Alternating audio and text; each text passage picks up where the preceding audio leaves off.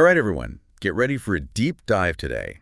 We're tackling something pretty profound, inner liberation, or as it's known in Sanskrit, moksha. Ah, moksha. Now that's a concept worth exploring. You got that right. So think of moksha as this ultimate state of spiritual freedom, the kind that breaks you free from that endless cycle of reincarnation, what we call samsara. And samsara, well, that's a whole other story, isn't it? It's often described as this constant loop of birth, death, and rebirth, almost like being stuck on a cosmic merry-go-round, you know? Yeah, I get that. But with moksha, it's like you finally step off that merry-go-round. Precisely. You transcend the cycle altogether. So how do we even begin to navigate this whole liberation thing? It all sounds a bit overwhelming, to be honest. Well, the sources we're looking at today, they lay out inner liberation as a journey through 14 stages of consciousness evolution, to be exact. 14 stages, that's quite a journey. It is, but it's a fascinating one, trust me. We start with unconsciousness and gradually move towards awareness. It kind of reminds me of those ancient Greek philosophers. Guys like Socrates. Ah, Socrates. A wise man indeed. And you're right, there's a connection there. Just like the first stage of consciousness evolution, ignorance, Socrates believed that a lack of self-awareness was the root of many problems. So it's like we're born with this kind of spiritual amnesia, forgetting who we truly are. Exactly. And that amnesia makes us vulnerable to the illusions of samsara. We get caught up in the distractions, the fleeting pleasures. Makes sense. Yeah. And that brings us to the second stage, right?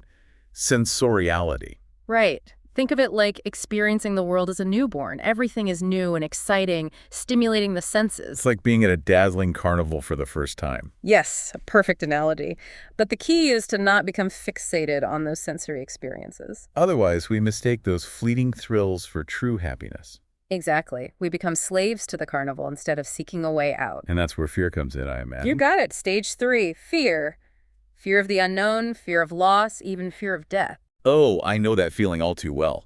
It can be paralyzing. It can, and it often keeps us clinging to the familiar, even if those things aren't truly serving us. Like staying on that merry-go-round, even when you're feeling sick. Precisely. So how do we deal with that fear? Do we just white-knuckle it? Not necessarily. Often we seek consolation, the fourth stage. We look for comfort in illusions, you see.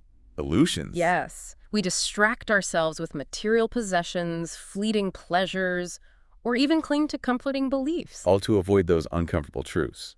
Exactly. Well, it's like trading the roller coaster for a carousel. A good way to put it. But deep down, we know it's not the real deal. So what happens next? Well, for many people, that carousel eventually loses its charm, and that's where uncertainty sets in. The fifth stage of this journey... Uncertainty. Yes. The feeling that something is missing, that those illusions aren't enough. It's like the party's over, and you're left wondering what to do next. Exactly. And that feeling can either push us back toward those illusions, or it can propel us forward on the path to liberation. So it's a crucial turning point. It is. And often it leads to the sixth stage.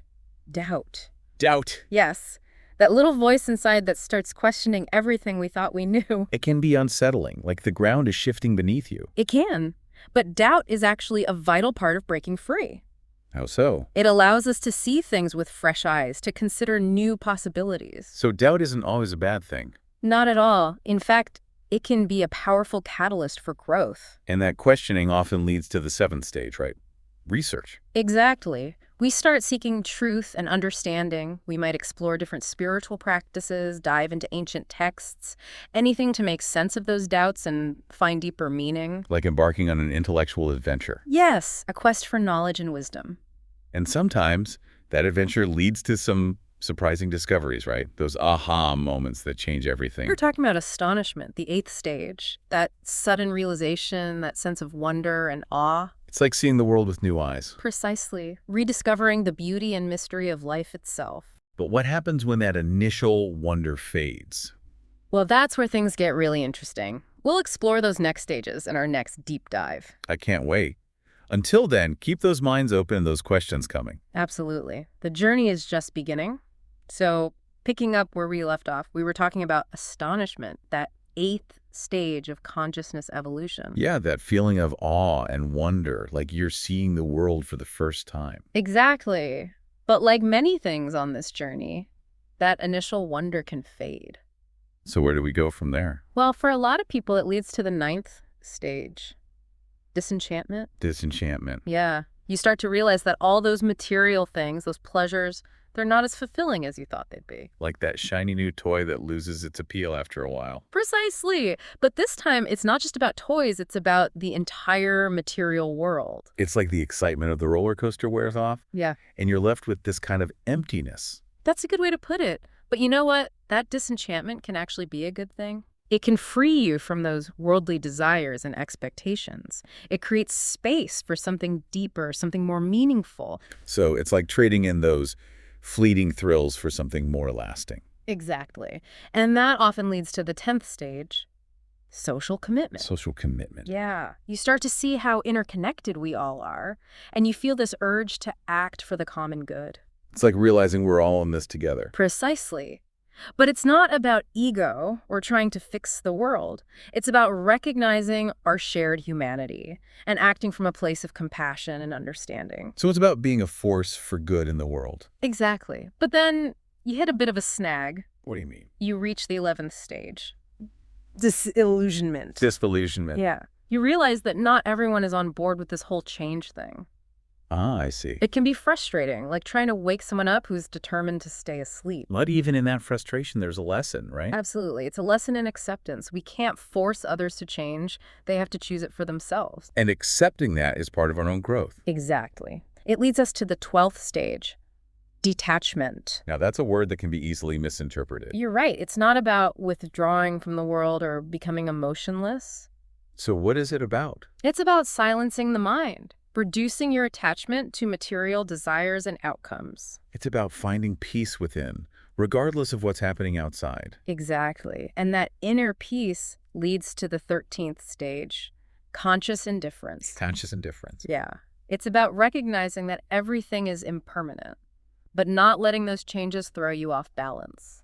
It's like being able to ride the waves of life without getting swept away. That's a perfect analogy, and that equanimity, that stability, it's essential for reaching the final stage, inner liberation, or moksha. Moksha. Yes, the culmination of the spiritual path, where you break free from samsara and realize your true nature. Wow. It's not just a destination, it's a state of being. A profound awakening. Exactly. Now, I'm curious about something you mentioned earlier, the quiz of inner liberation.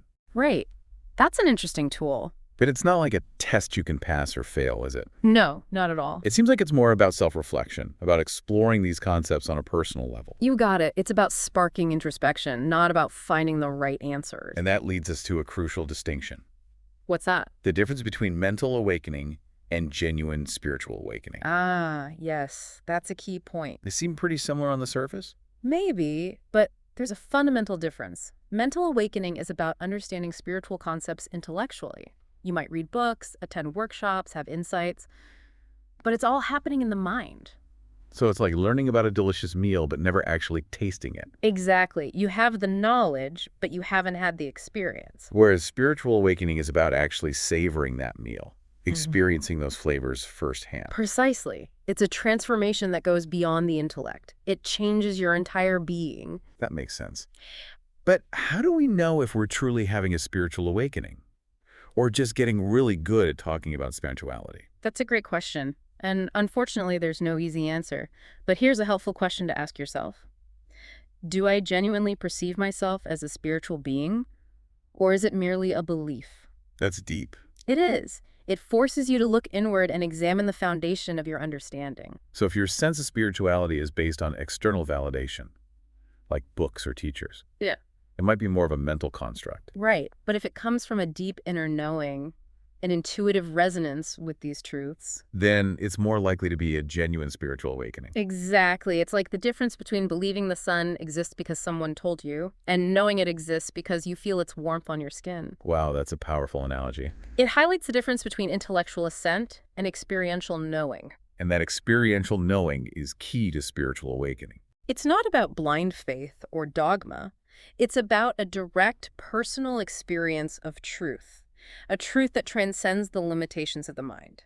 And that direct experience, that's where the idea of the quiz and its limitations become even more apparent. Right, because you can't just ace a quiz and bam, you're enlightened. Exactly. It's not about checking off boxes or reaching some magical score. It's about that deep internal shift, that transformation They can't be measured by multiple choice questions. Absolutely. The quiz is really just a tool to encourage you to explore these concepts for yourself.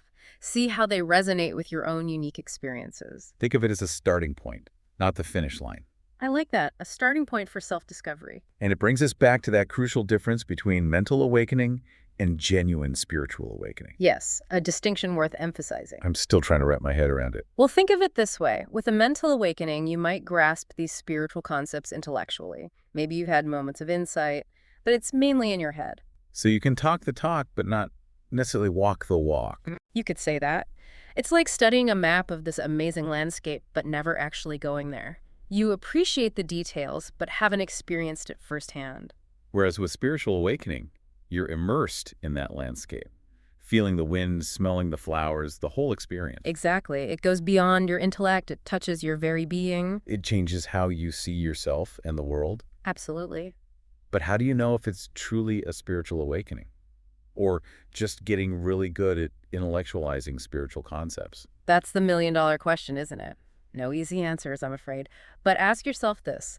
Do I genuinely see myself as a spiritual being, or is it just a belief? It's like asking, do I feel truly connected to something bigger, or does it just sound nice? Precisely. True spiritual awakening isn't about adopting beliefs or fitting into a mold.